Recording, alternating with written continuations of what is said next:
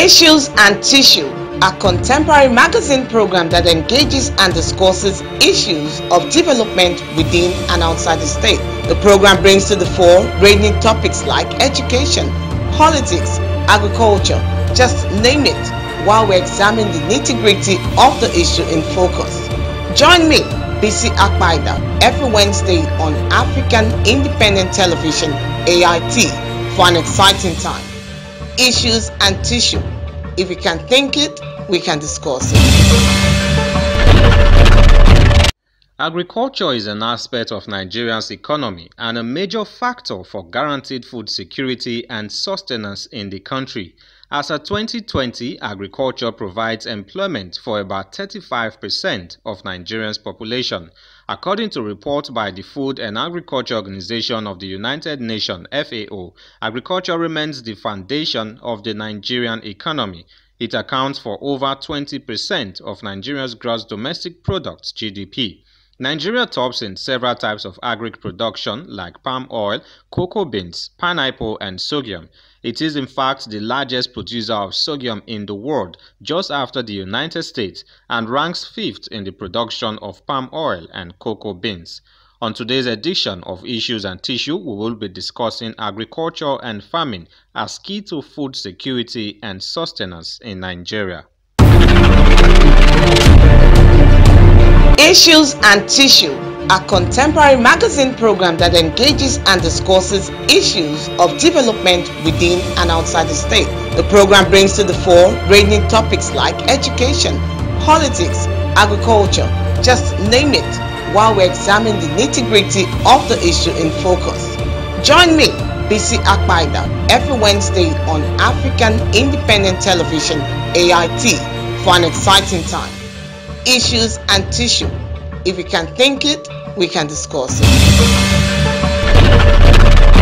Alright, thank you for joining us in the studio today. It's Issues and Tissue on African Independence Television, AIT. My name is Nosa Usoh. On the program today, we are discussing agriculture and farming as key to food security in Nigeria. In the studio, we have a representative of Mount Hill Farms joining us in this conversation. But before I bring in my guest, the CEO of Mount Hill Farms is joining us via video conferencing. Thank you for having me in your program. My name is Usoh and I am the CEO of Mount Hill Farms. Thank you, Mrs. Usoh. Please tell us about Mount Hill Farms. Mount Hill Farms started in the heart of an 8-year-old girl. I attended my uncle's burial and he took us, me and my younger sister, down to his farm. And when I saw, the trees and the cultivation, I was mesmerized. And that stayed with me up until adulthood. In 2019, a very close family friend approached me and said he wanted to sell a farmland in Benin, to be precise, in Ovia Northeast. And I said I am interested because my family roots, I'm from Ovia Northeast. Then he told me a few bits about what he did in his farm, that he grew cassava and he grew maize and I think he also grew watermelon. I think that's something he said. I, of course, am a novice. I haven't worked in a farm. I have not planted. I don't know the seasons. But one thing I do know is investments, and I know numbers and money. And from there, we got into discussions and got involved with an operations manager who I believe will be having more detailed information and discussions with you. My goals for Mount Hill Farms has always been clear: to give back to my kinsmen, to generate employment, to ensure that Ovia Northeast is on the map, to introduce solar and bioenergy for food production, to try and ensure that all the knowledge that we know about farming doesn't go to waste in the younger generation's lives, and most importantly, just to ensure that I give back to my father's people. All right, thank you, Mrs. Eperige. Now, in the studio with me is the operations manager for Mount Hill Farms, Deacon Kenneth Idemudia. Thank you very much for joining us today, sir. Thank you very much for having me. Okay. Now, tell us, what is your role as the operations manager? Okay. Well, the operations manager in Mount Hills Farms is the one responsible for carrying out the business operations of the farms. And when I mean business operations, I'm talking about from the primary to the secondary stages of the farms. And that means that the operations manager is poised to supervise the business operations from the primary angle, and that has to do with even the planting stage to the cultivating, and that is like the nurturing, then to the harvesting stage of it. So these operations are carried out strictly in the area of being accountable and transparent in operations, so that everything goes on as it should be. That is, so to say, the basic responsibilities of the operations manager. Now, what are the goals of the organization, that is Mount Hills Farms? What are the goals? What are the objectives? Okay. Like to add to what the CEO said, the basic goals, I would actually categorize them into two.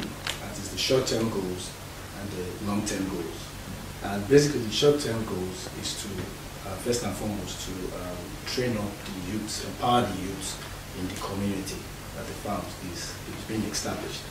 To train up the youth, and also to, when I mean train up the youth, it's not just to take them for labor service, but to train them to acquire a great deal of education in the farming and agricultural sector. That means the company, from her vision, her goal is to possibly train some youth in the university so that they will have a better understanding of the techniques of farming and so as to increase food production. And that's one, if you understand, that's one of it. Okay. Then secondly, not just in the agricultural sector, there are also programs that are being carried out now where you train some farmers, especially like I said, from the rural area, to go and be exposed into fish farming. There are some programs to that regard, fish farming, snail farming. The company is willing to sponsor such training so that to add up to actualizing their goals. Like I said, that's the first, the short-term goal. The short-term. And the long-term goals actually is to really to advertise the company's products. And that is why the company has developed a website called MHF website. And that website is going to, time to come, showcase the products and what Mount Hill Farms stands to deliver in terms of service. And such website is created so that our locally produced products are being aired and how will I put it now, advertised to the outside world. So that's it. That's basic. That's one. Which, because farming shouldn't just we just want to try to bring up the glory of farming, you understand me, from what has, in time past has been lost. And we, as part of those that are into the farming industry, want to create a website that would really, how will I put it, project such. Then secondly, looking at the area of power, the CEO and the company has a plan to work with reducing cost of production in terms of reducing the use of diesel power. So looking at the area of solar power, solar energy, and that is something that we are seriously working on, so that we'll be able to carry the capacity of the machinery that we'll bring in to bring effective production. So that's it. Okay. Now, what aspect of agriculture is Mount Hills Farms into? Is it just production of crops? Is it just crops, or do you also plan to get into animal husbandry or something like that? Or that? And for now, we are into just food production. Okay. Crops for now. But like one of the goals is, as time goes on, we'll go into that other aspect of it. But for now, we are really looking at the area of food productions, you understand, in terms of cassava flakes, which is properly known as gari, you understand, the cassava flakes. Then also plantain chips productions and stuff like that. And basically, most importantly, is to bring some kind of sensitization in the area of farming, because nowadays most people, not everyone is really looking forward to the farm industry, you understand? Everybody wants to be involved in a white-collar job or in the oil sector, but if we can really empower and encourage with a more corporate setting, you understand? The mountain farms would not just employ labor, but also empower people to become their own boss, if you know what I mean. Yes. Because that idea of going to school for training, at the end of it, even though you're passing through the farms, you would end up empowering others too by the time you kick off. So those are part of the visions and goals for the farm. Now, can you tell us what stage of production is the organization in now? Okay. What we have now is we're just the planting stage and waiting to harvest. And of course, then we'll now go into the production area. But for now, we've employed some workers and to also ensure that everything is done effectively. They are also on their salary. Okay. And that will also help to speed up, to ensure that we get our money's worth, in terms of what we have on ground at this stage. So right now we have farmers that are, of course, we've planted, and they are on the area of maintenance, then also the harvest stage. And what we have about 10 chains of cassava and maize. Just for now, we have 10 chains of cassava and maize. And another aspect of it is that which I forgot to mention, is we are also, because where we are now is the Imwa community, is a village in the North area. And of course, being one of our visions is to really empower the youth there in that rural community.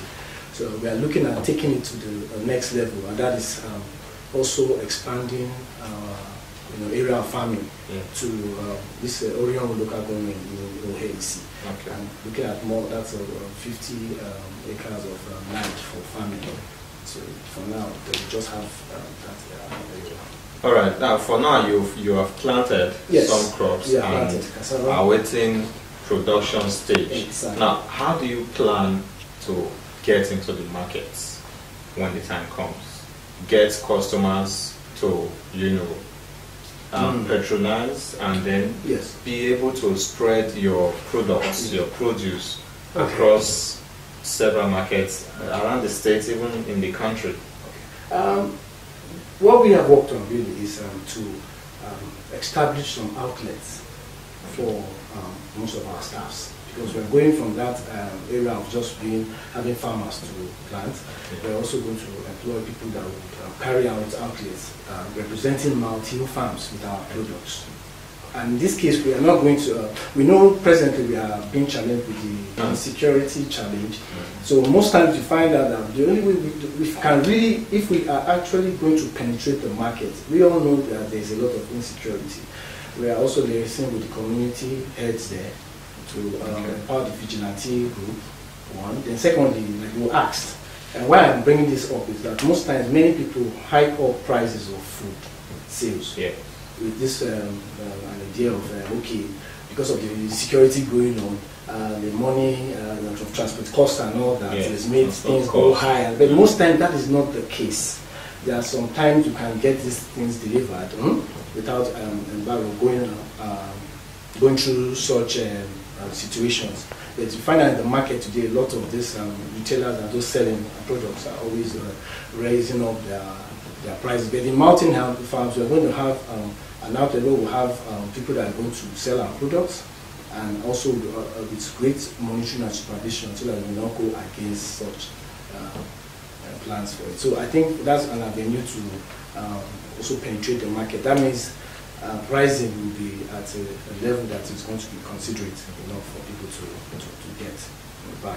Now, speaking of security, you mentioned security challenge. Yes. Now, how do you plan to overcome these challenges in your own way? Well, okay, first and foremost, if I may congratulate the governor of Edo State, His Excellency Governor Godwin Obaseki. He's doing a good job in terms of the vigilante, local vigilante security group. But we, from our own angle, we need to do, it's not really enough. You understand what I'm saying? With all due respect for what they are doing. So what we tend to do is to try and finance some of the operations there. You understand me? To support, because we are also having talks with the community heads there. In our own locality, because these men have spread. They are really doing a good job to most of the farm areas in that Imoha community. So we want to raise up something there to bring up incentives to be able to pay them. You understand me? Outside the arrangement from the government arrangements and all that. So that's it.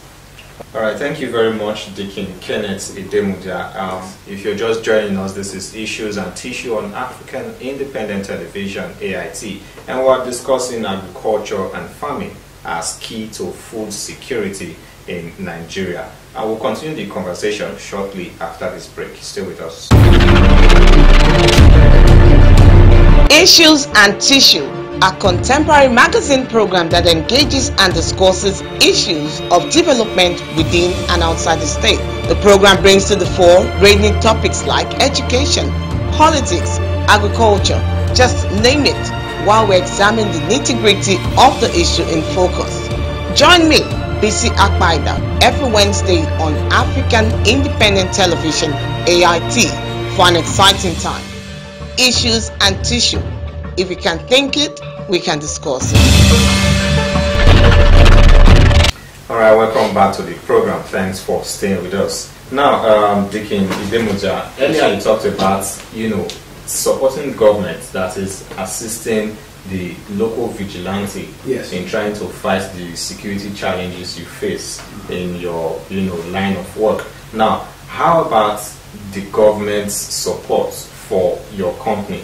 Has there been any form of assistance from the government in supporting the monthly farms? For now, no. There's not been any kind of support from them. But we plan to reach out to the government and to see where they can come in the area of increasing employment. What do I mean? Because the more we got more land coverage, if we can get the funds for that, we can come to some form of agreement, you understand, to empower a lot of youth to work. So like that area will need some funds, you understand. But I think those in the some of my heads, you understand, are working on that so that they could have a kind of conversation, because the basic thing is that it will really help to increase the rate of unemployment in Edo State, in the city, once we have collaborate with the government to that regard. All right, now that's a good one, trying to get partnership from government, especially that Nigerian and Edo State government precisely has talked a lot about assisting farmers in different ways. That's right. Now that would be a good move by the farm and of course the government. Yes. Now let's talk about empowerment. Apart from employing youths, are there other forms of empowerment that the monthly farms give to especially those in the locality where it's sited? Also, because I throw a lot of on ground, and I've discussed with them, because there are other areas where we're looking at, and that is how to do transportation service, where we can employ people to, once we have vehicles on ground, to convey our products from the farm, right, out to the market. And those drivers will be employed and they'll be paid salaries, and at the same time we also give them the opportunity to get clients, buyers, and for each product they will have a reasonable amount of money be paid as a commission. Then secondly, hire purchase, where we acquire some, like for instance, we take bikes to the community, and there are even some of them saying that they can offer such service, because particularly the bike I take into the farm, right? The bike is really, the band that takes me into the farm is someone that was really saying that this is another area we can look into and get good bikes, that they're willing to come to an agreement where they, at some point, they pay back the money and they acquire the bikes. So it's something that even presently we're working on now. That's it. Okay, at the moment, what are the food crops that you have planted now? Oh, okay. We have maize and cassava. And that's about stretches to coverage of 10 chin, which is like that's an acre. Correct. So we have just maize and cassava. But like I said, we tend to increase in the long term. All right. So now, besides farming, what other services do you offer? For now, no other service. Okay. Now, let's say you customers wants to reach you, like people watching now, and they say, okay, I need to contact these Mount Hill farms. I need to connect with them, maybe see how we can support or partner with them. How do they contact you? And well, they can reach us through they have contact numbers. I don't know if I'm allowed to call them. Yes, you are. Contact number is 070 55 15 8112. Then 081, that's WhatsApp, 870 30227. Okay. Then also my personal, for now, that's the email. Yes. Which is an email address. Exactly, which is kcharles@gmail.com. In this video, we'll be able to reach out. They can reach out to us and we can give them more adequate information on our operations. All right, thank you very much, Deacon Kenneth Demuja, for joining us on the program today. And of course, I'm looking forward to eating from your farm produce. With time. And of course, if time permits, we can have you again in the studio. By then, I'm sure production has kicked off and everything is going on well. Definitely. All right, thank you very much, Deacon Idemuja. All right, that's the much we can take on the program today. Don't forget, governments at all levels, state and federal, has talked about diversifying the economy, moving away from reliance on oil to other sectors like agriculture. And according to reports, most Nigerians rely on agriculture actually, and it is our hope that with time we'll return back to our roots. Let me put it that way. People going to farm, whether small scale or large scale farming, and we can help government in actualizing food security and sustenance in our country. For now, that's the much we can take. And also numbers for Mount Hill farms, in case you did not get it, the numbers are scrolling on the screen. And don't forget, you can drop your comments on our official social media handle that is also scrolling on the screen. Issues and Tissue is open for sponsorship and other placements. And I will join you again same time next week. Until then, stay safe and have a wonderful day. Don't forget, my name is Nosa Usoh, and this is Issues and Tissue on African Independent Television, AIT. Thank you. Issues and Tissue, a contemporary magazine program that engages and discusses issues of development within and outside the state. The program brings to the fore ranging topics like education, politics, agriculture, just name it, while we examine the nitty-gritty of the issue in focus. Join me, BC Akbaida, every Wednesday on African Independent Television, AIT, for an exciting time. Issues and Tissue. If we can think it, we can discuss it.